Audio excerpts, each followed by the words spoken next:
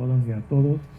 Gracias por asistir a una sesión más del programa ya acostumbrado de marco de jurisprudencia.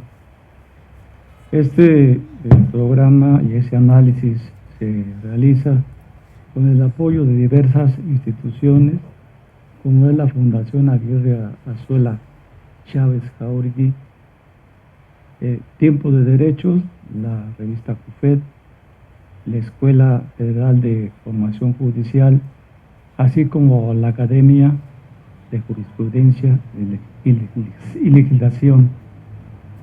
Y en esta ocasión, solo con su presencia, el licenciado y maestro en Derecho Rafael Estrada Sámano, a quien me permito dar lectura de una breve, muy breve síntesis curricular. Estudió la licenciatura a cabo en la Escuela Libre de Derecho en la Ciudad de México. Realizó estudios de posgrado en la Organización Iberoamericana de Seguridad Social en Madrid, España, donde obtuvo el grado académico, el diplomado en Seguridad Social con especialidad en técnica administrativa.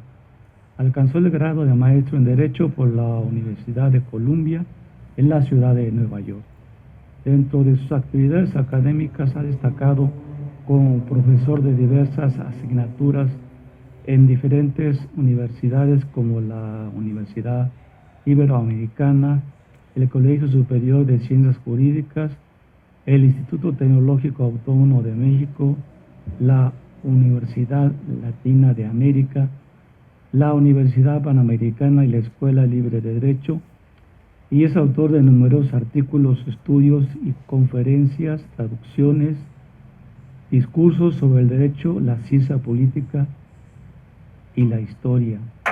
El 15 de enero de 2009 inició el desempeño del cargo de magistrado de la Sala Regional en el Tribunal Federal de Justicia Fiscal y Administrativa, adscrito a la Séptima Sala Regional Metropolitana.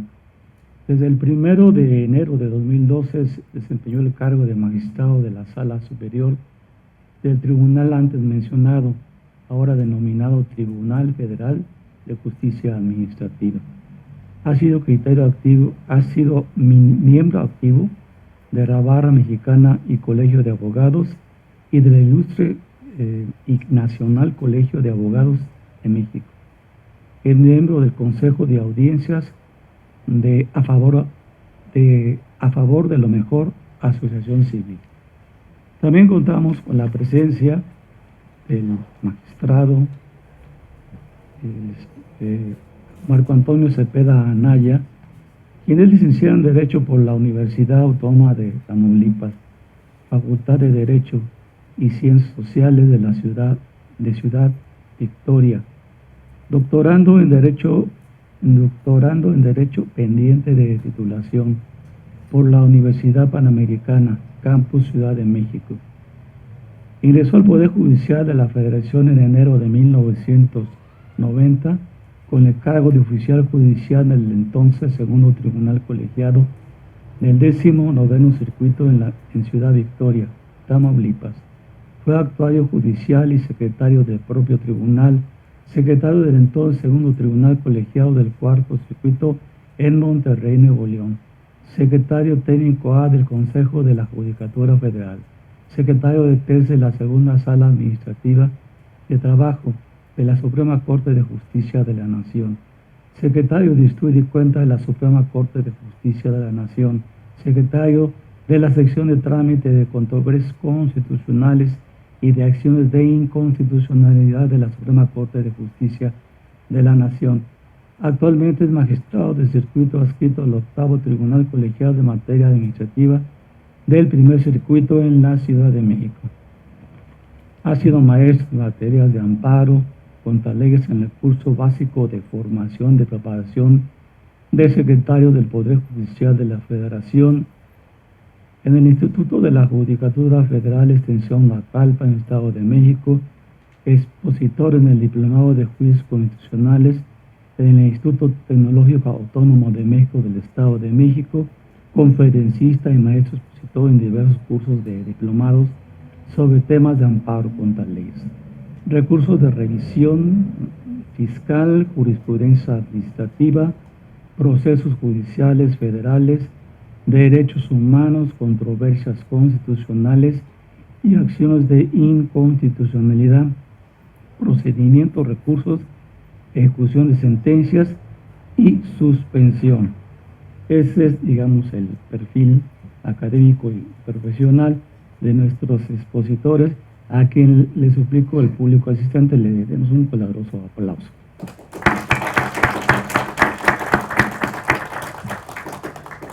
Continuando con nuestra sesión, el día de hoy procederemos a examinar dos criterios, inicialmente dos criterios. Si nos alcanza tiempo podremos abordar un tercero, pero el primero de ellos es un tema novedoso, muy interesante. Es un criterio de un tribunal colegiado, es el 11º tribunal colegiado en materia administrativa de este primer circuito.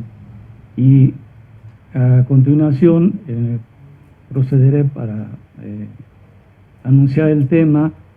El tema es, el rubro de la tesis es familia multiespecie o interespecie. Al estar reconocida en términos del artículo 13, apartado B, puntos 1, 2 y 3, inciso E, de la Constitución Política de la Ciudad de México, los ejidos mercantiles de albergue y cuidado de los animales domésticos que viven en los hogares como parte integrante de este tipo de familia se deben considerar de bajo impacto conforme a la fracción 16 del artículo 35 de la Ley de Establecimientos Mercantiles.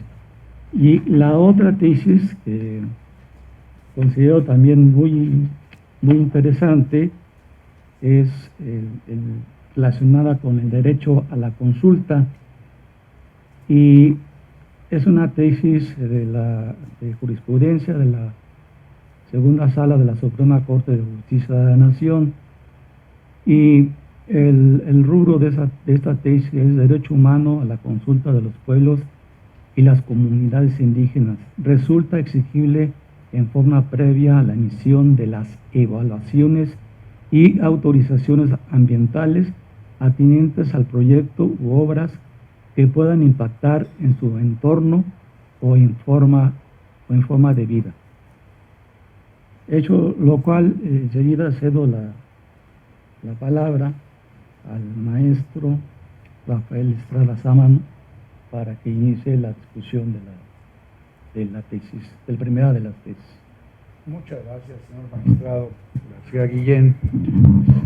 Ante todo, bueno, pues yo quiero expresar mi agradecimiento por esta invitación, esta oportunidad que se me brinda de participar en este ciclo de los martes de jurisprudencia, que considero pues muy importante para la difusión de eso que es la jurisprudencia y que constituye un instrumento de mayor importancia para la convivencia en nuestro país, porque pues a través de la jurisprudencia se establecen los criterios de aplicación de la Constitución y de las leyes, y se genera certeza, se genera seguridad jurídica, se genera también la idea de que para algo sirve esta ciencia, arte, oficio, como quieran llamarle ustedes, del derecho. Dicho esto, yo quisiera comenzar mi intervención diciendo que me parece necesario que hagamos un pequeño cuadro de referencia con una exposición breve sobre lo que significan los derechos fundamentales de las personas en la Constitución Política de la Ciudad de México, que pues así como la tesis que vamos a comentar en un momento más, también es muy reciente. Es una constitución novedosa, bien organizada, bien estructurada, y que en lo relativo a su eje estructural, pues es el derecho colectivo a la ciudad. ¿Qué es esto? Bueno, a través de este derecho se garantiza el ejercicio pleno de los derechos humanos y asume su función social como uno de los principios rectores del acuerdo político de la capital. De esa forma, desde el derecho colectivo a la ciudad, se despliega un vastísimo catálogo, muy amplio, catálogo de derechos fundamentales de las personas que se comprenden como derivaciones de ese derecho primario e indeterminado, el derecho a la ciudad. Así, los derechos humanos son reconocidos en un ámbito espacial de validez, el territorio del distrito, antiguo Distrito Federal, hoy Ciudad de México. Y pues está nutrido, por supuesto, este catálogo por la concepción colectiva, más o menos extendida, entre quienes habitamos esta muy noble y leal Ciudad de México. Y dicho de otra forma, el reconocimiento de los derechos humanos se da en el derecho a una ciudad, así lo expresa la Constitución, de libertades, democrática, educadora, solidaria, productiva, incluyente, habitable, segura, global y pluricultural. Bueno, creo que es una muy extensa descripción de cualidades de esta ciudad y no me voy a detener en cada uno de esos rubros porque pues no terminaríamos, ¿verdad? Pero además existe un derecho a la ciudad reconocido en forma expresa o en estricto sentido, que está previsto en el artículo 12 de la Constitución, cuyo primer párrafo dispone que la Ciudad de México garantiza el derecho a la ciudad, que consiste en el uso y el usufructo pleno y equitativo de la ciudad, fundado en principios de justicia social, democracia, participación, igualdad, sustentabilidad, de respeto a la diversidad cultural, a la naturaleza y al medio ambiente. Esta es cita textual de ese artículo 12, que por cierto es el inmediato anterior al 13, que es el objeto de la tesis que vamos a comentar. En este sentido, pues, el derecho a la ciudad es el fundamento teleológico y axiológico de la Constitución y de su entendimiento como referente de convivencia y espacio en el que se materializan los derechos. Esta concepción implica, sin duda, una valoración social de los derechos humanos, ya que su realización determina las premisas de la vida colectiva.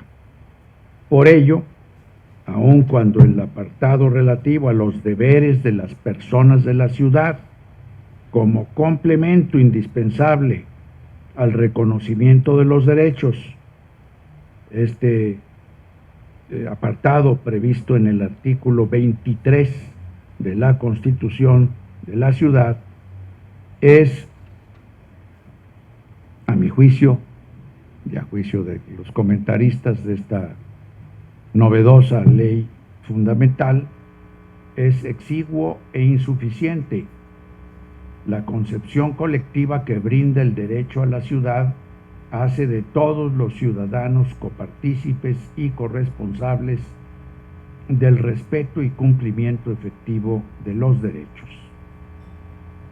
Esto lo precisa el propio texto constitucional al disponer en su artículo 4 que los derechos pueden ejercerse a título individual o colectivo, tienen una dimensión social y son de responsabilidad común.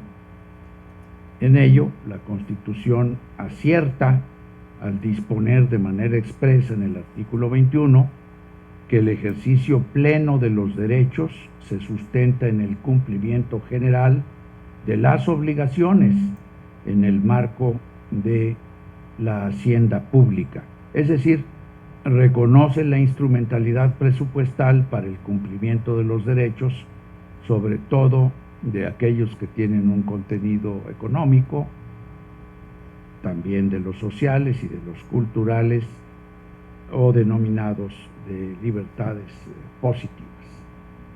Este es el marco en el que se encuadra este tema de la tesis concreta de la familia multiespecie o interespecie, que en efecto está reconocida en el artículo 13 de la Constitución de la Ciudad de México. Para completar este marco, yo quisiera relatar brevemente una experiencia que tuve en el ámbito académico. En una ocasión me designaron el revisor de una tesis para la licenciatura en Derecho y su autora era una dama, no voy a decir el nombre, siempre hay que evitar el nombre del pecador, ¿verdad? Me la llevó, me la comentó brevemente, la leí y pues la llamé y le dije, oiga, su tesis, a pesar de que está bien documentada, bien escrita, pero su tesis central para mí y respecto de todo lo que he estudiado en materia jurídica y en materia de filosofía jurídica, pues no es aceptable. Ay, ¿pero por qué? Pues porque usted dice aquí que los animales tienen derechos, que hasta donde yo sé, no tienen derechos. Oiga, pero ¿cómo que no? Claro que sí, claro que tienen derechos. Le dije, pues según yo sé, ¿verdad? Los titulares de las obligaciones y de los derechos somos las personas humanas. Y pues somos los destinatarios naturales del orden normativo. En fin, nos encuadramos en una discusión y le dije, pues está bien que usted hable de que hay derechos y hay obligaciones de las personas respecto de los animales y en general de todos los seres vivos, porque tenemos derecho a vivir en un medio ambiente sano, pero tenemos también la obligación de cooperar, colaborar para que ese ambiente se mantenga sano. Es decir, a todo derecho hay siempre, enfrente de un derecho, una obligación correlativa. Y esto, como acabo de leerles, ya lo reconoce la Constitución expresamente, la Constitución de la Ciudad de México. Bueno, les hago corta la historia. Según yo la convencí a esta joven postulante al título de abogada, y me dijo, yo voy a hacer las adecuaciones en la tesis, tal como usted me lo ha indicado, y pues se la vuelvo a traer. Se tardó como 6 o 7 meses y me llevó la tesis, y oh sorpresa, encontré que era exactamente la misma tesis, desde la primera palabra hasta la última. Entonces la llamé y le dije, oiga, pues ¿qué pasó? No, es que no me convenció y yo creo que hay libertad de pensamiento. Le dije, claro que hay libertad de pensamiento, por supuesto, pero también hay que ser muy estrictos con la técnica jurídica, que tiene siglos de haberse estado elaborando y trabajando. Usted puede pensar que esta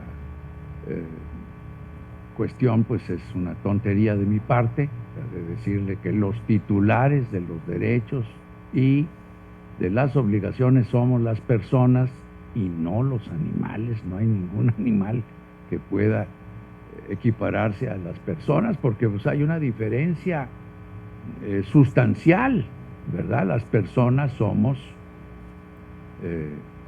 sustancias individuales de naturaleza racional, y los animales pues también son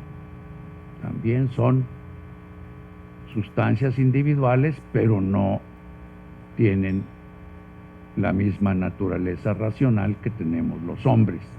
Algunos son hasta más capaces, me dijo. Le dije, sí, probablemente, y algunas personas, si se me permite hacer, digamos, el chascarrillo, pues son más animales que los animales, ¿verdad? Pero bueno, le dije, ¿qué quiere, que yo le apruebe esta tesis? No, yo no se la puedo aprobar. Pero mire, como usted alega la libertad de pensamiento y la libertad de expresión, la voy a devolver a la escuela, sin voto. No la voy a reprobar. La voy a devolver diciendo que no puedo emitir un voto aprobatorio porque, pues, no estoy de acuerdo con la tesis central, la tesis fundamental. ¿Le parece bien que así lo hagamos? Sí, está bien, maestro. Bueno, la devolví, dije, esto no se lo va a aprobar nadie, ¿verdad? ¿Y cuál va siendo mi sorpresa? Que luego me enteré por una compañera de esta alumna, que tiene una relación cercana conmigo, pues es esposa de mi hijo. Me voy enterando que había asistido a su examen profesional y con la misma tesis, la tesis esta absurda de que los animales son titulares de derechos, no de obligaciones, porque esa fue una de mis objeciones. Bueno, ok, el jaguar tiene el derecho de ponérsele a usted enfrente y amenazarla, ¿verdad? Con que se la va a comer, ¿no? ¿Y cuál es su obligación? No tiene ninguna obligación, ¿verdad? Es una fiera, se le va a echar encima y se la va a comer, pero sin cumplir con ninguna obligación. Entonces, bueno, les cuento esto porque al estudiar esta tesis me voy encontrando con que el tribunal colegiado, el 11º tribunal colegiado en materia administrativa del primer circuito, pues concuerda con mi punto de vista. Porque en ningún momento, a lo largo de esta tesis, y supongo que tampoco en la ejecutoria, no tuve tiempo de ponerme a verla in extenso, pero supongo que tampoco, porque este es un extracto, yo creo, muy bien hecho, en ningún momento sostiene que los animales tengan derechos. Dice, sí, y lo dice bien, que se reconoce a los animales como seres sintientes y por ese motivo deben recibir un trato digno y respetuoso. Deben recibir un trato digno y respetuoso, agregaría yo, de las personas, de quienes somos personas, ¿verdad? Y yo con eso pues estoy completamente de acuerdo, absolutamente de acuerdo. Y de ahí parte en la justificación de la tesis para decirnos que Si una persona presenta el aviso para el funcionamiento de un establecimiento mercantil de bajo impacto relativo al albergue y cuidado de los animales, entonces ese negocio se encuentra regulado en la ley señalada, porque el giro mercantil de albergue y cuidado de animales obedece a una demanda social de la nueva integración multiespecie de las familias.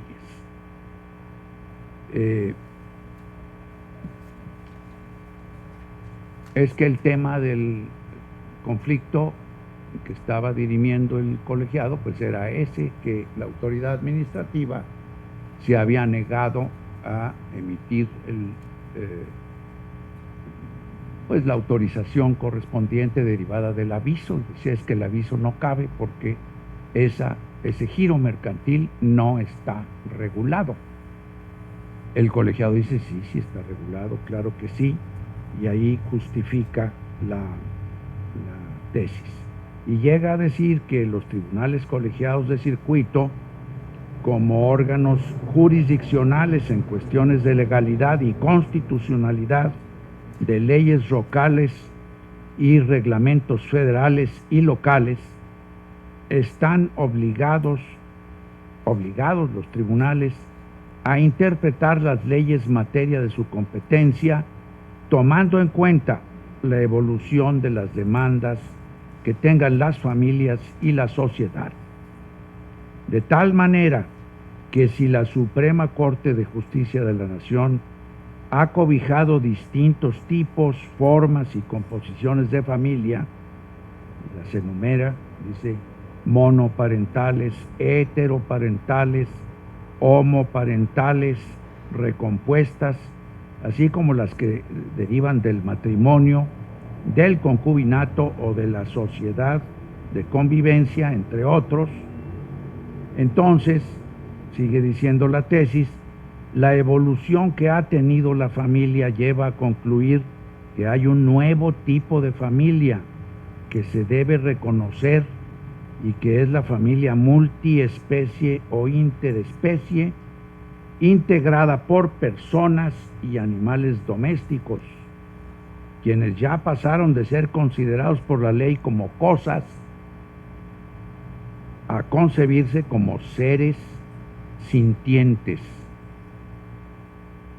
No sin dientes, tienen buenos dientes, muchos de ellos, pero sintientes, es decir, que sienten, claro que sienten.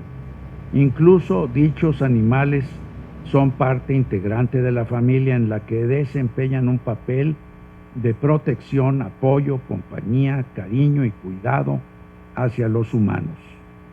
Ahora, en las familias multiespecie es clara la relación de apego recíproca entre personas y animales. De ahí que el derecho administrativo debe reconocer que aquellas demandan los servicios de albergue y cuidado de animales que antes no se solicitaban. Como ven, está llegando ya casi al límite de la afirmación que yo no acepto, ¿verdad? Casi, pero nunca dice que tengan derechos, y sí dice que las personas debemos de tener una actitud de trato digno hacia los animales, máxime si son animales que estén insertos en la vida de una familia, como animales de compañía, como mascotas, que pues indiscutiblemente, no de ahora, de hace centurias, yo creo, hace muchos siglos, han estado albergadas en las familias humanas y son altamente apreciados. En muchos casos también son muy nocivos, porque pues precisamente en este aspecto que yo les decía, a algunos se les despierta lo fiera, y atacan a los humanos, a las personas. Hace poco tuve el caso de un colaborador que muy afecto a las mascotas, concretamente a los gatos, y llegó a mi oficina pues bastante dañado, cojeaba mucho. Bueno, ¿qué le pasa a usted?, le dije.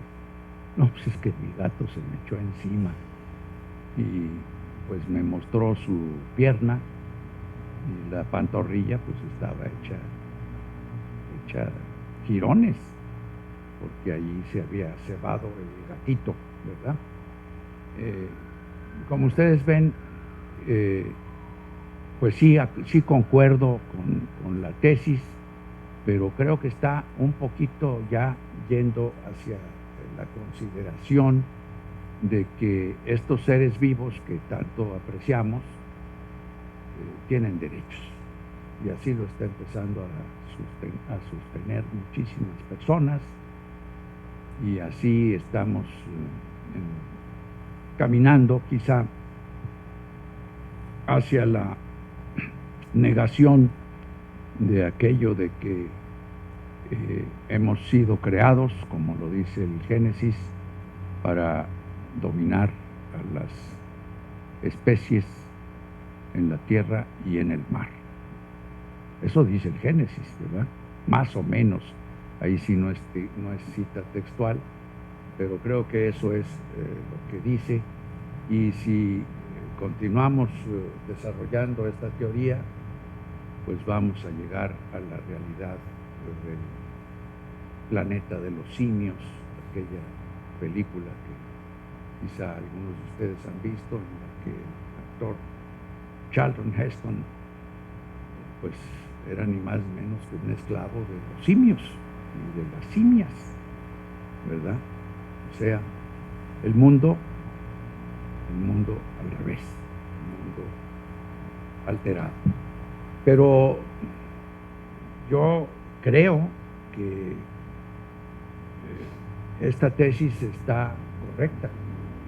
Yo sostengo que está correcta porque, insisto, en ningún momento nos dice que los animales sean titulares de derechos y obligaciones, y al contrario resalta que nosotros, los seres humanos, las personas humanas, tenemos ciertas obligaciones respecto de las especies animales.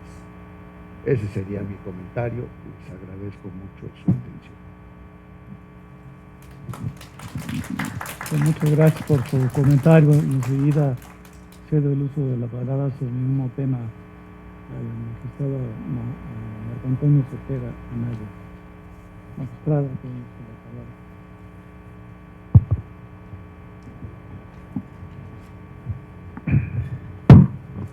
Gracias,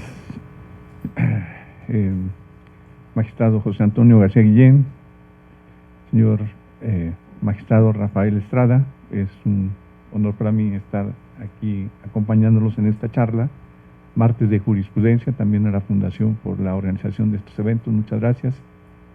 Pues desde luego es un tema nuevo,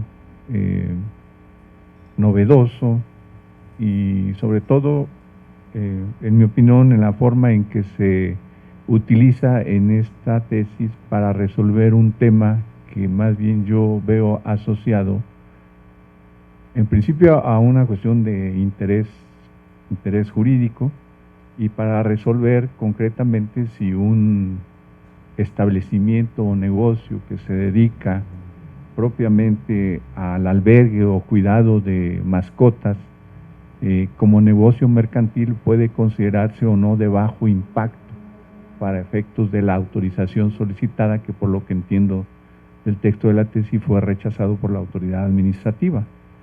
Entonces se acude a este derecho humano para establecer de alguna manera que hay esta nueva concepto, reconocimiento de la familia multiespecie o interespecie, que llevó en este caso a establecer un criterio jurídico de que ese concepto era útil y suficiente para entender que debía de otorgarse la autorización por ser un negocio mercantil de bajo impacto. ¿Y qué tanto puede ser eso cierto o no? Porque pues yo coincido con que este derecho humano es útil pues para que cualquier familia tenga la posibilidad de desarrollar en su propio domicilio una actividad de este tipo, pero dependiendo de cuál sea el impacto que produce o no en una zona determinada, ¿no? Como negocio mercantil, porque desde luego pues se acuden personas a solicitar la prestación de ese servicio. El mismo servicio incluye, me parece, un aspecto que tiene que ver con adiestramiento canino, y no sé qué tanto pueda eso significar ruido o no.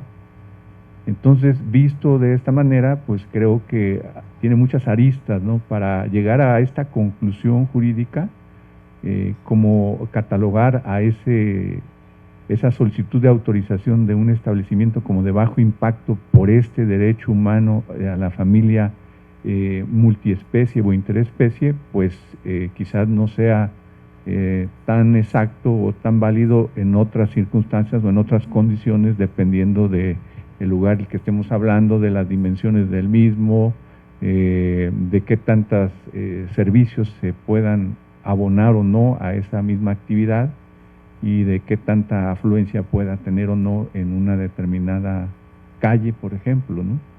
Entonces, yo me quedo con ese comentario, coincido totalmente con el maestro don Rafael.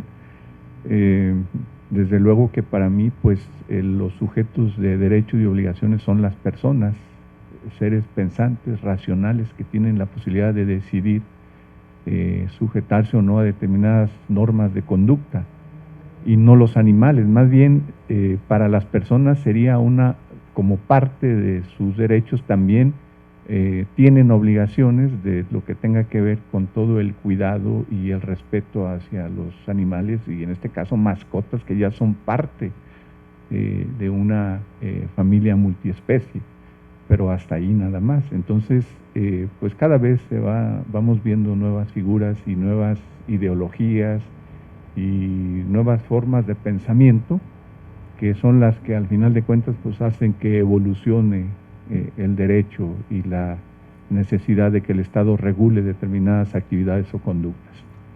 Hasta ahí yo la dejo. Me parece que coincido totalmente con lo que acaba de exponer, y por lo que se decidió en la litis del asunto del cual deriva esta tesis, pues habría que verla con cuidado en cualquier otro asunto según sus particularidades.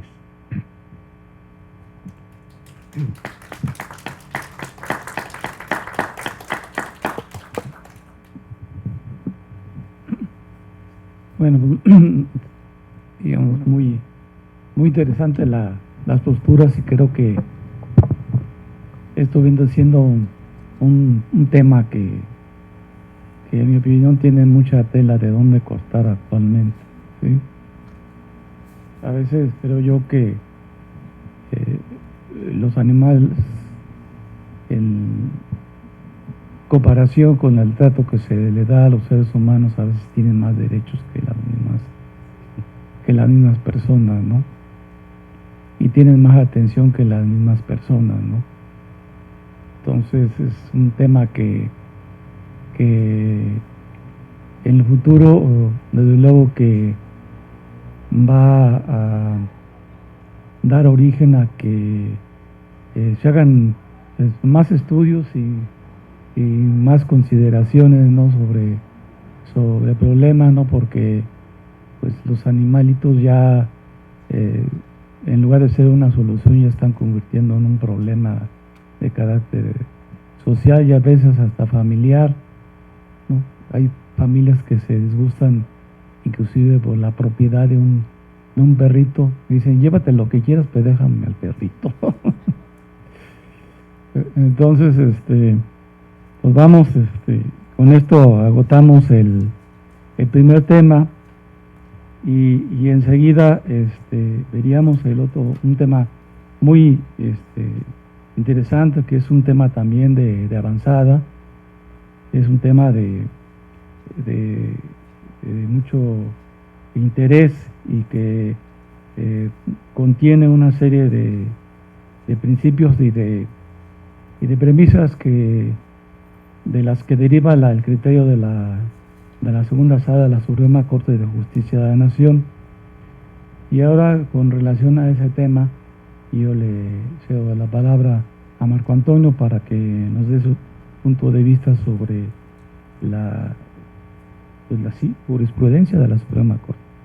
Marco Antonio Vera, adelante. Gracias. Bien, pues cuando aquí mi amigo José Antonio García Guillén me invitó a esta charla, me dio algunas opciones y me mostró algunas tesis, y dentro de ellas vimos dos jurisprudencias que llevan por rubro, una de ellas la jurisprudencia 10/2023 de la segunda sala, derecho humano a la consulta de los pueblos y las comunidades indígenas. Dice, resulta exigible en forma previa a la emisión de las evaluaciones y autorizaciones ambientales atinentes a proyectos u obras que puedan impactar en su entorno o forma de vida. Y la otra tesis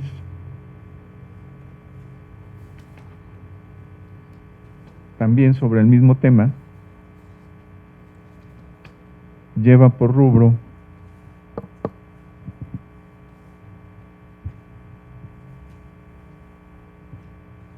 dice, derecho a la consulta previa, el deber de llevarla a cabo se actualiza ante la mera posibilidad de que la decisión estatal afecte o incida de manera directa o diferenciada a los pueblos y comunidades indígenas sin que resulte exigible la acreditación del daño y su impacto significativo. Entonces, propiamente, cuando hablamos de este derecho de los pueblos y comunidades indígenas a una consulta previa sobre alguna tema que tenga que ver con algún desarrollo o infraestructura, que en principio se supondría que son actividades que el Estado realiza o autoriza o otorga los permisos correspondientes para tal efecto, pues se entendería que en principio pues son a favor del progreso, ¿no?, y de la superación de estas comunidades. Pero ¿por qué la necesidad de una consulta previa? Y si nos vamos precisamente al artículo 2 constitucional, que es el que establece propiamente este derecho humano, la propia redacción del precepto nos dice, en principio, que la nación tiene una composición pluricultural sustentada originalmente en sus pueblos indígenas, que son aquellos que descienden de poblaciones que habitaban el territorio actual del país al iniciarse la colonización y que conservan sus propias instituciones sociales, económicas, culturales y políticas o parte de ellas. Y en principio pues vienen muchas preguntas, ¿no? O sea, ¿qué criterio vamos a utilizar para establecer primero en qué caso estamos hablando de un pueblo o de una comunidad indígena? O simplemente las personas que se ostentan como indígenas o partes de una comunidad de esta naturaleza. Y todo, desde luego, todo esto tiene un amplio ya desarrollo jurisprudencial, tanto nacional, de la Suprema Corte, tanto del Pleno como de ambas salas, y también de origen convencional. Y es lo que vamos a comentar brevemente.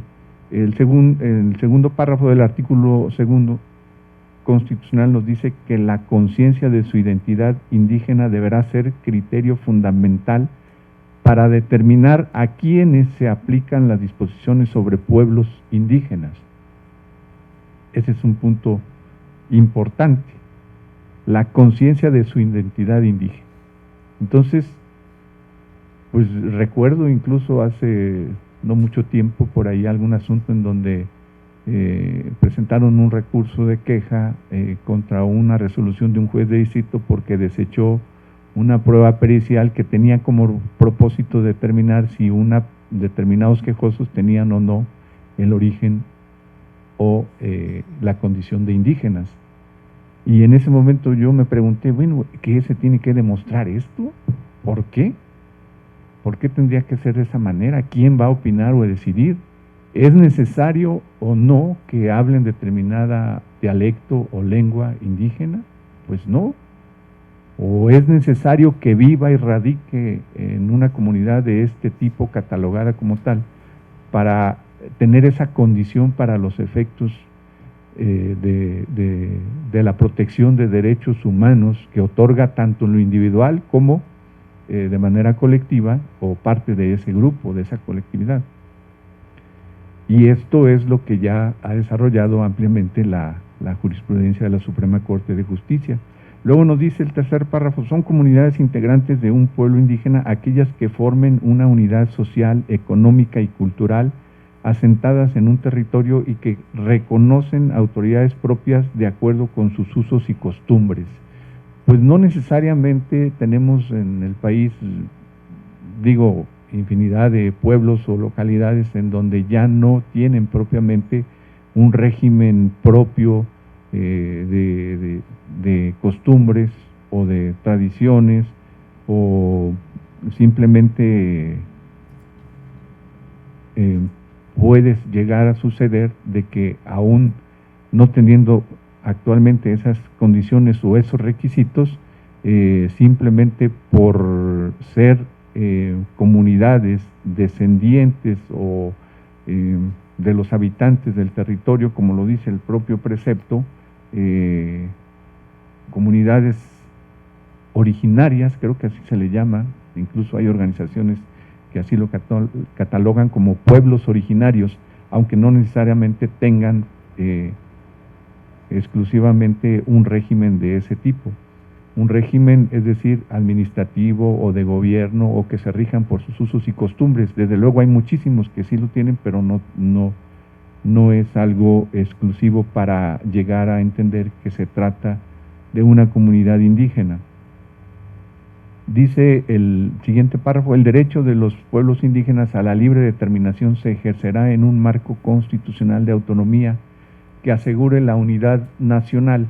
El reconocimiento de los pueblos y comunidades indígenas se hará en las constituciones y leyes de las entidades federativas, las que deberán tomar en cuenta, además de los principios generales establecidos en el párrafos anteriores, en este artículo criterios etnolingüísticos y de asentamiento físico. Pues bien, el mismo artículo establece una serie de obligaciones a cargo del Estado para salvaguardar y garantizar el desarrollo propiamente de estas comunidades o la autodeterminación y autonomía que la propia Constitución les reconoce. Y en este caso en particular a que se refieren las tesis, alude a un caso en el que se dolieron de la falta o de la omisión de obtener o de realizar una consulta respecto de una resolución o en materia de impacto ambiental. De impacto y riesgo, más bien era un tema de riesgo ambiental. Entonces, en ese aspecto es en el que vamos a manejar nuestros argumentos, porque hay muchos otros derechos, desde luego, de las comunidades que tienen que ver con pues la educación, la cultura, la organización propia de los mismos para autogobernarse, y otros temas que tienen que ver también con el derecho a su lengua, sus lenguas indígenas. Y en este caso nos vamos a referir propiamente al derecho que tienen a la consulta previa respecto de la autorización o propiamente resolución sobre una determinación de impacto y riesgo ambiental en la cual no se les tomó su parecer. Les decía, esto ya tiene una amplia análisis y consulta, tanto doctrinalmente como en la jurisprudencia de la Corte mexicana y también interamericana. El propio Convenio 169 sobre derechos de los pueblos indígenas y tribales de la Organización Internacional del Trabajo nos dice que los gobiernos deben de velar porque siempre que haya lugar se efectúen estudios en cooperación con los pueblos interesados a fin de evaluar la incidencia social, espiritual y cultural sobre el medio ambiente que las actividades de desarrollo previstas puedan tener sobre esos pueblos. Los resultados de estos estudios deberán ser considerados como criterios fundamentales para la ejecución de las actividades nacionales. ¿Y por qué? La pregunta sería, ¿por qué se les tiene que consultar? ¿Cuál es la finalidad? En principio, pues tendríamos que verificar, y es lo que apuntan los criterios, es que exista la posibilidad o el mero riesgo de una afectación a su entorno, en este caso, pues de la protección al ambiente, para que eso sea suficiente para justificar la necesidad de una consulta. Pero ¿cuál es su propósito?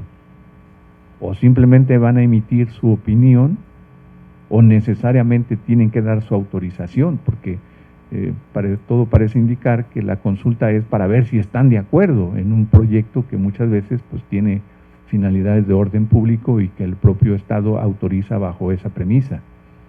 Y entonces vamos a verificar si estamos hablando de una posible afectación a un entorno de la comunidad, si el proyecto que se pretende desarrollar o la infraestructura del mismo está o no dentro de los territorios pertenecientes a esa comunidad, o si simplemente es contiguo y no por ello quiere decir que no pueda ser susceptible de afectación.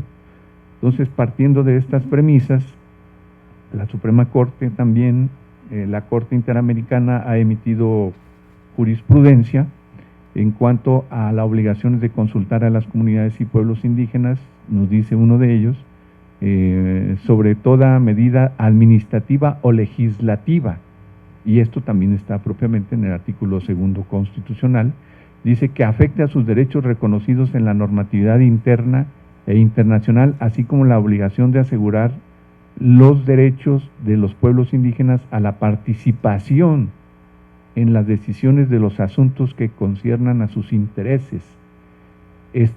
Está en relación directa con la obligación general de garantizar el libre y pleno ejercicio de los derechos reconocidos en la Convención. Bueno, hasta aquí, en primer lugar, pues tendríamos que entender que de lo que se trata es de darles la participación necesaria, porque a través de ella, de una participación, es decir, de una consulta informada y además adecuada para que puedan exponer su parecer, puede llevarnos a entender si solamente se requiere una mera opinión o un consenso, cuando inclusive puede no necesariamente afectarles. Y a la inversa también. Si, por ejemplo, la autoridad administrativa en este caso opinara o determinara mediante un dictamen debidamente fundado y motivado que no existe algún riesgo de afectación, o que el proyecto es totalmente viable, o que no hay alguna posibilidad de riesgo ambiental, pues no por ello se va a prescindir de este derecho humano fundamental que obliga a que se dé una consulta previa e informada. De tal manera que simplemente yo me atrevería a decir es en muchos casos, cuando no haya una real afectación, necesaria e indispensable para procurar pues la armonía del entorno y de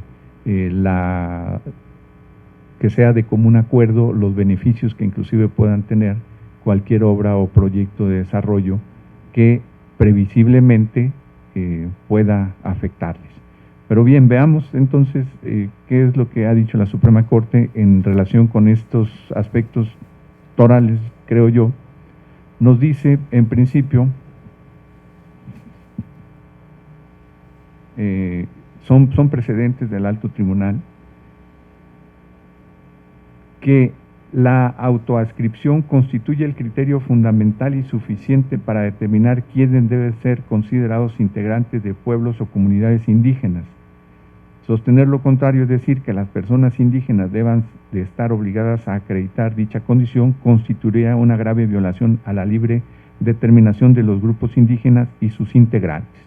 Entonces, el mismo precepto veíamos cuando nos hace referencia a que es la conciencia de su identidad indígena, pues lo que nos está dando pauta es a llevar a determinar, así lo dijo la Corte, a que basta la manifestación de considerarse parte de una comunidad indígena o de tener esa condición, lo cual sería suficiente para entender que tienen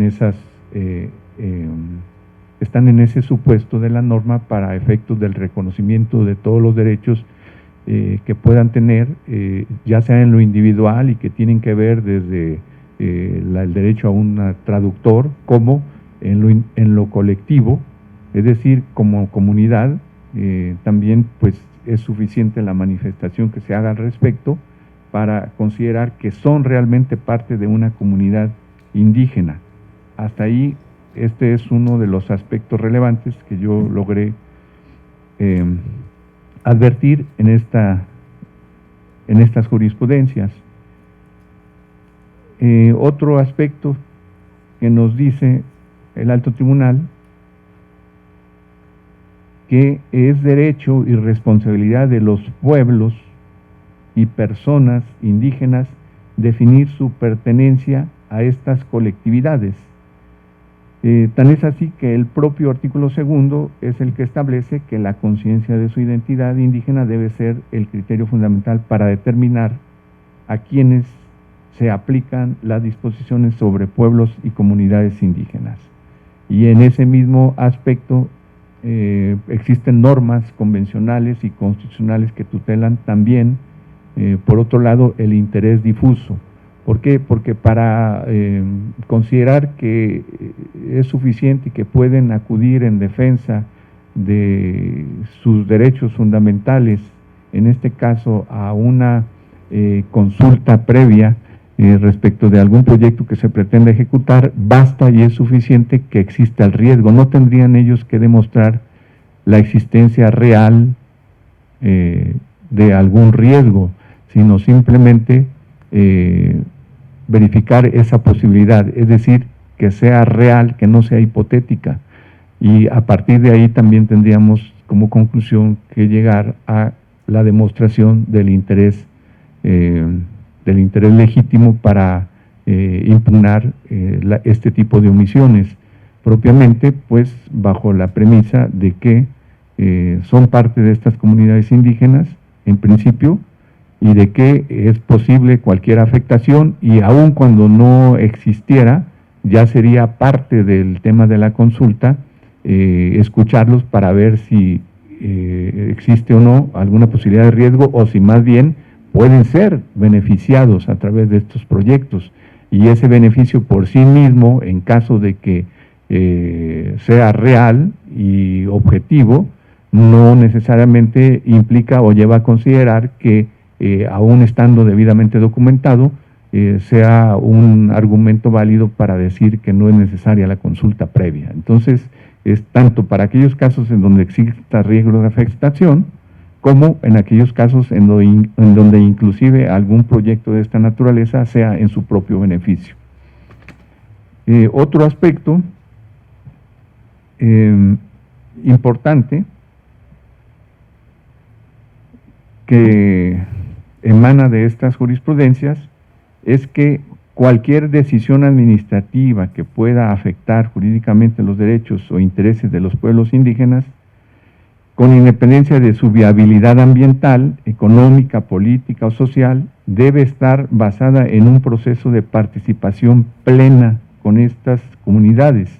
Esto implica que las autorizaciones de impacto ambiental no pueden prescindir de las opiniones o comentarios de las personas y comunidades indígenas que precisamente puedan ser afectadas con tal decisión estatal. Y bueno, pues la participación es indispensable, aún cuando la ejecución de cualquier proyecto pueda ser favorable, porque pues nunca estaban exentos desde luego de cualquier situación futura que pueda pues acontecer o que no necesariamente beneficie a todos, a toda la comunidad, sino solamente a una parte de ella, o conflictos entre ellos mismos en relación con los beneficios que puedan derivar de la ejecución de un proyecto, que son los que, en mi opinión, vienen a justificar materialmente el que sean escuchados, es decir, que se les consulte sobre la ejecución o autorización de este tipo de proyectos. Otro aspecto importante que encontré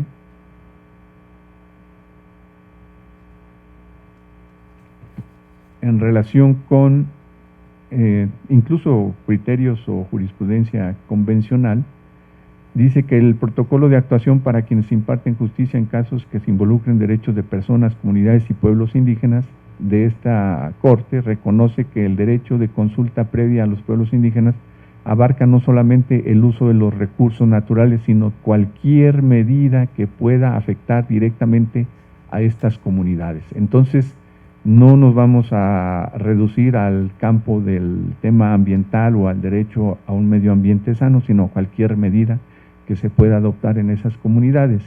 Y obviamente, pues vamos a encontrar muchos temas, es casuístico, diría yo, porque no sería necesaria, en mi opinión, por ejemplo, en materia legislativa, una consulta previa a las comunidades respecto de la expedición de algún ordenamiento que tenga que ver con la regulación de estas actividades, porque la mera expedición de una norma como tal, pues no tendría en sí misma la posibilidad real de una afectación, sino que esto gira en torno a los actos concretos que se puedan emitir con base en la normativa existente. De ahí que, entonces, no podemos tampoco asumir que todo lo que vaya a hacer el Estado a nivel legislativo tenga que necesariamente tener una consulta previa. Habría que ver de qué se trata y de que aquella posible afectación sea real y no meramente hipotética. Hasta aquí, mi estimado magistrado, dejamos el comentario. Muchas gracias, magistrado. Muy interesante. Como ustedes pueden ver, no me quedé corto, es una tesis de mucha avanzada que puede servir para casos seminales o análogos, ¿no? Inclusive podemos interpretarla y reinterpretarla.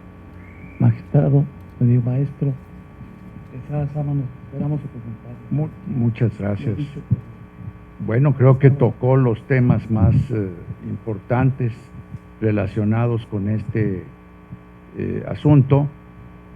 Yo soy originario del estado de Michoacán y pues ahí cobra una gran importancia toda esta temática, porque hay regiones enteras del estado donde pues está considerado que residen pueblos originarios y por cierto son sumamente activos, sobre todo en el ámbito de los oficios, de las artesanías.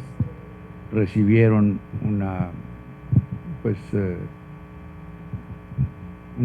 un estilo de vida de un fundador de ese estado que fue indiscutiblemente Vasco de Quiroga, y su obra 500 años después de que él estuvo ahí está perfectamente viva, está actuante. Y bueno, pues yo creo que también merecerían estos pueblos, además de todo lo que nos dice el artículo 2 de la Constitución que repasó y comentó tan acertadamente el magistrado,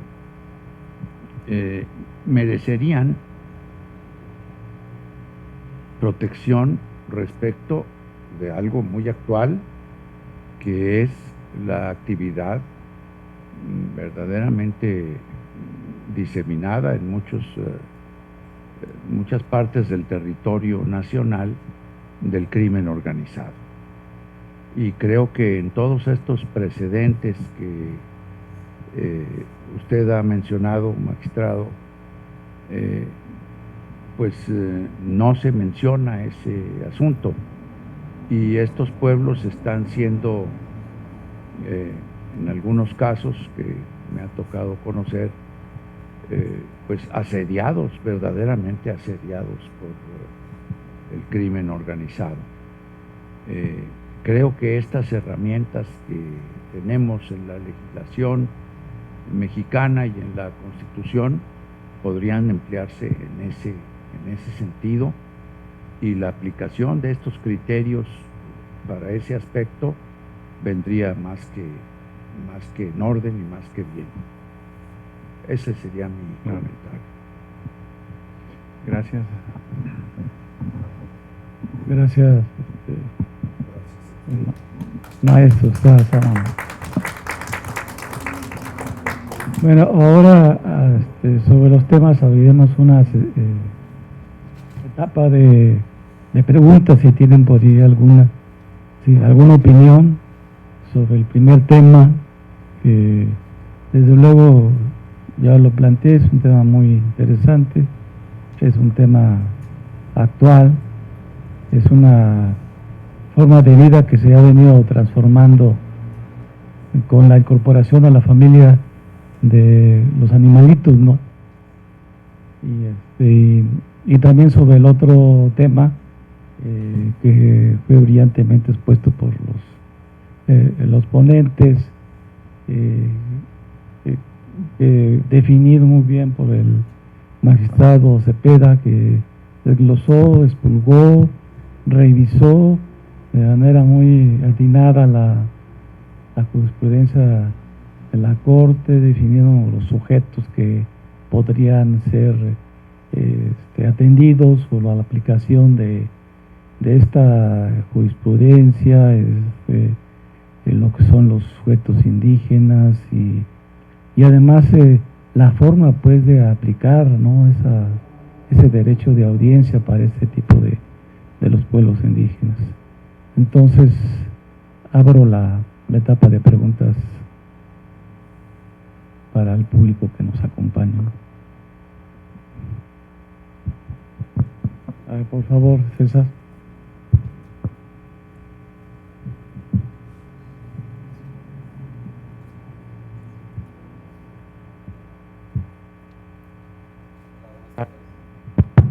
Muy buenas tardes.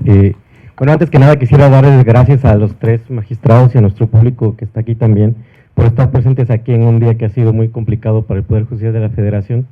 Muchísimas gracias por regalarnos su tiempo y compartirnos sus conocimientos.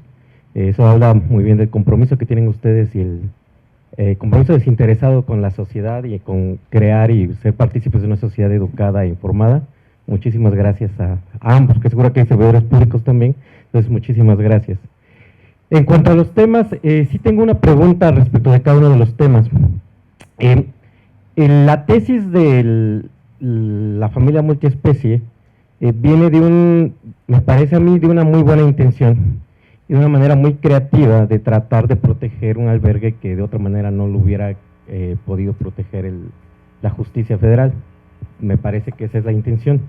Sin embargo, creo que debemos de ser muy cuidadosos en la forma como estamos construyendo o deconstruyendo, creo que es los conceptos más básicos del derecho, porque pues hasta donde yo entiendo, una familia como la conocemos nosotros es un conjunto de personas, es un conjunto de seres humanos. Originalmente hablaban con parentesco, con filiación, con objetivo común, eso se ha ido ampliando, como bien lo han recordado ustedes. Sin embargo, era para incluir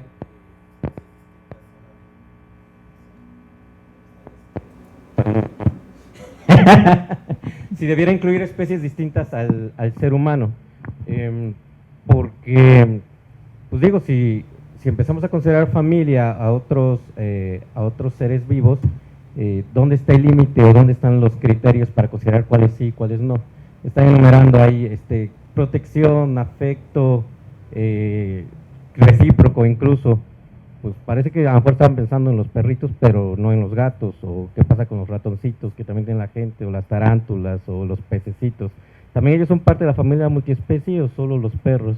Entonces no están discriminando a los otros porque no sienten. En el caso de los ranchos, ¿no? O sea, el apego que tienen las personas con sus instrumentos de trabajo, que es vacas, perros, gallinas. Si son familia, entonces que también les vamos a aplicar todos los derechos del Código Civil para las familias. Sí he visto algunos criterios que dicen en caso de divorcio ya tenemos que, y se incluye, tiene que incluir en el convenio de divorcio la custodia de los animales.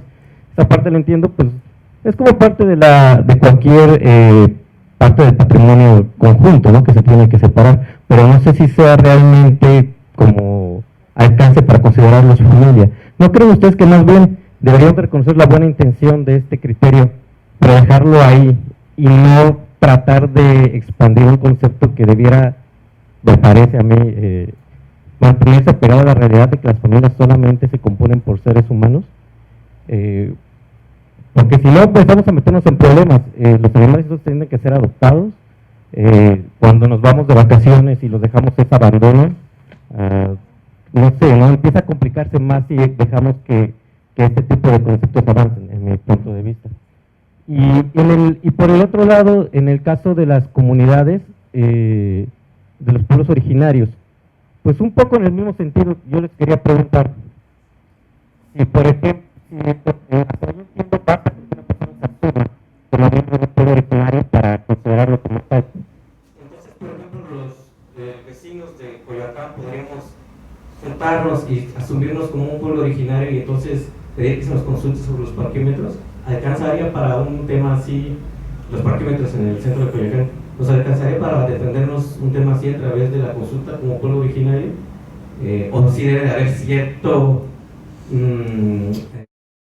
fundamento en la realidad para decir ciertos elementos que definan si soy o no un pueblo originario? Muchísimas gracias. Es una pregunta abierta. Muchísimas gracias.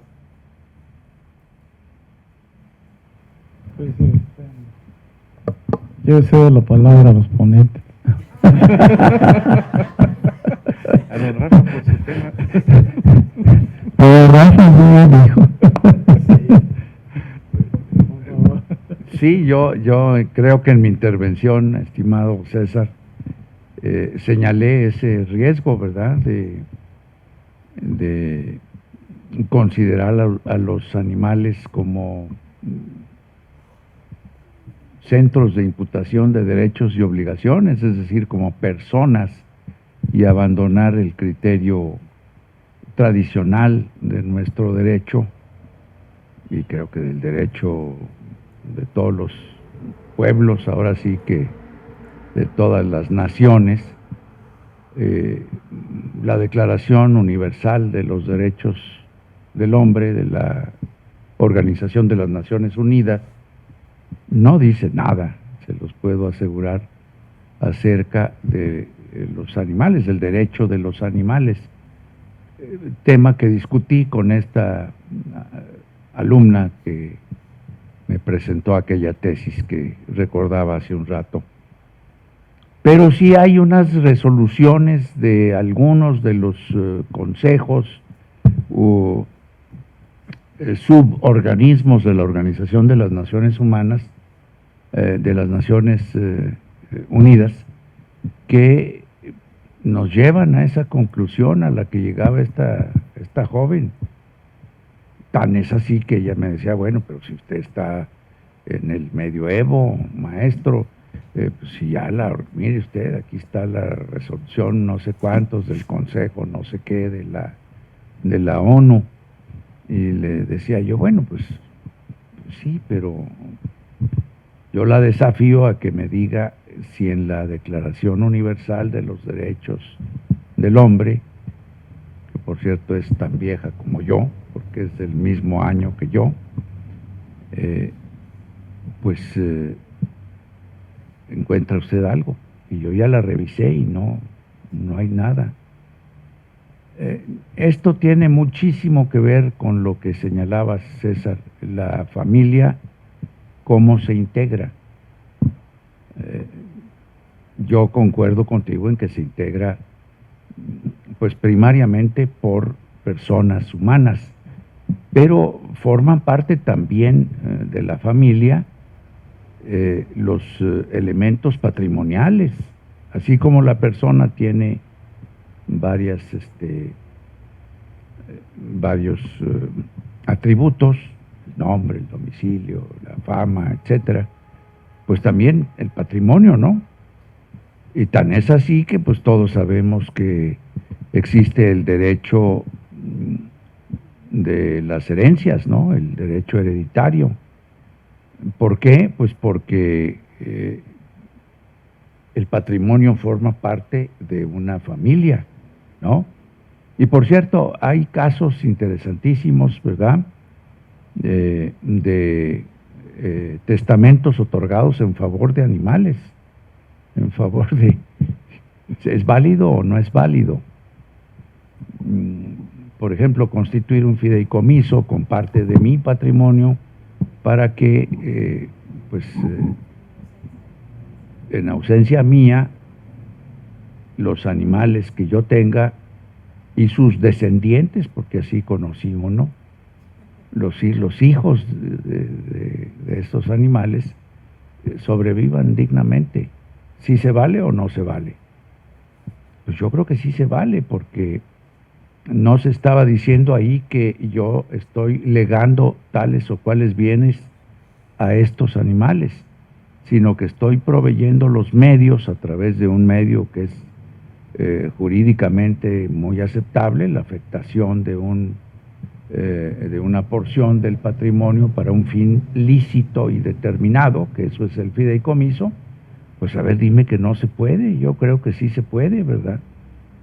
Entonces, diría el señor magistrado García Guillén, pues mejor, ¿por qué no haces un fideicomiso para que atiendan a los niños, ¿verdad? O a los que sean personas.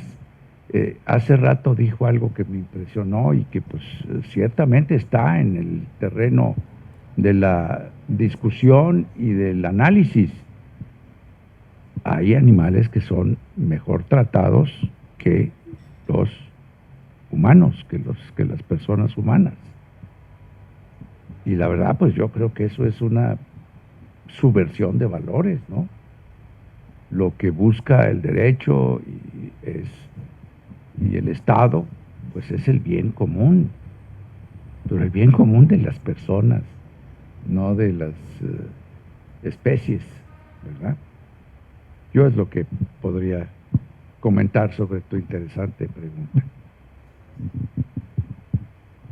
Bueno, yo por mi parte no me quiero dejar de pronunciarme, como dice César, pues sí, yo creo que es una situación tratándose de los animales que tiene que ser regulada, porque ya es un problema no a futuro, sino es un problema actual, ¿no?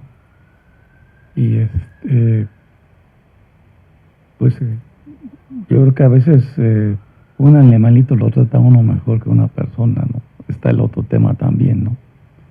Porque no hay que, no lo podemos negar, ¿sí? Que así es. Es más noble un perrito luego que una persona, ¿no? Pero bueno, esto ameritaría mucha discusión, pero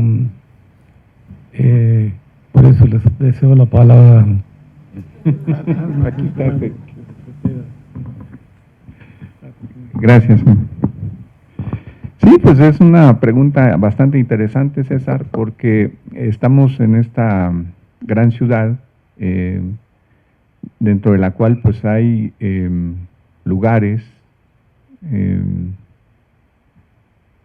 pues no sé si llamarle comunidades, pero tú te referías al pueblo. Hay lugares en donde siguen ostentándose como pueblos originarios, porque sí lo son, y a reserva de verificarlo, me parecería que algunos todavía siguen conservando, al menos en papel, esa condición, ¿no? Reconocidos por la propia por el propio gobierno de la Ciudad de México, pero aquí lo cierto es de que ya estamos sujetos a una regulación específica que aplica para la ciudad y que difícilmente tendría que, es decir, no impediría de ninguna manera, ya no en mi opinión, una forma de consulta previa, sino más bien hay otros mecanismos que la propia ley establece, como la participación ciudadana, entre otros, para escuchar a los pobladores de algún lugar respecto de algún tipo de obras, dependiendo del impacto que puedan tener o no. Entonces, en la misma ley de desarrollo urbano, en la misma ley de impacto ambiental también, de la Procuraduría Ambiental, cumple una función muy importante en ese aspecto, sobre la necesidad de escuchar a las personas respecto de obras o proyectos que tengan un impacto significativo, ¿no? Pero ya no, en mi opinión, a manera de consulta. Yo creo que esto es más propio de el entorno del que estemos hablando. Don Rafael hablaba del estado de Michoacán, en donde hay muchos pueblos, y yo lo que decía, muchos pueblos originarios, y yo lo que decía es, pues ya no tienen propiamente, tienen un régimen constitucional, de acuerdo a nuestra Constitución federal, estatal, etcétera. Entonces ya no tienen su propio régimen antiguo, por ejemplo, de usos y costumbres, y no por eso vamos a decir que dejan de ser un pueblo originario o que no se esté en presencia de una comunidad indígena, en la medida en que ellos se ostenten o decidan conservar esa calidad, ¿no? Por ahí va la cosa. Ahora el tema era si realmente en estos casos, porque la misma Constitución, veía yo la fracción segunda, dice, tratándose de la libre determinación y en consecuencia a la autonomía, dicen, para aplicar sus propios sistemas normativos en la regulación y solución de sus conflictos internos, sujetándose a los principios generales de esta Constitución, respetando las garantías individuales, los derechos humanos y de manera relevante la dignidad e integridad de las mujeres. La ley establecerá los casos y procedimientos de validación por los jueces o tribunales correspondientes. Entonces todo apunta ya a que tiene que tener ciertas reglas y principios constitucionales y respeto a los derechos humanos, etcétera, etcétera. Entonces ya no es de que digas, pues bueno, tenemos que respetar todo lo que por usos y costumbres se decida en alguna comunidad, si no cumple con estas reglas básicas, ¿no? Y aquí, pues, en la Ciudad de México creo que ya no sería viable, en mi opinión. Bueno, pues con eso ya damos por terminada nuestra sesión. Entonces, si me permite, de parte de las entidades que nos patrocinan, entregar unos reconocimientos al magistrado Marco Antonio Cepeda Anaya, por su participación, en que ruego a ustedes un caluroso aplauso. Y por otra parte, también reconocimiento al magistrado Rafael Estrada Samano. Muchas gracias por su participación. Con eso terminamos nuestra sesión. También tenemos un reconocimiento para el magistrado José Antonio García Guillén. Muchas gracias.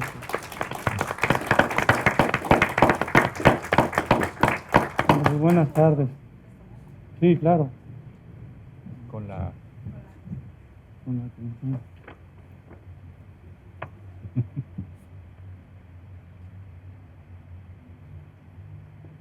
Buenas tardes. Gracias a todos.